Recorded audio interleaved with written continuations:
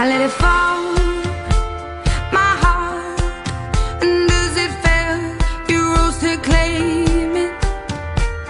It was dark, and I was over, until you kissed my lips and you saved me.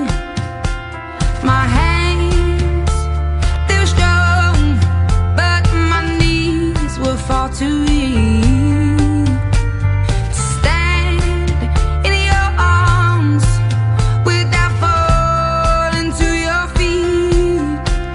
But there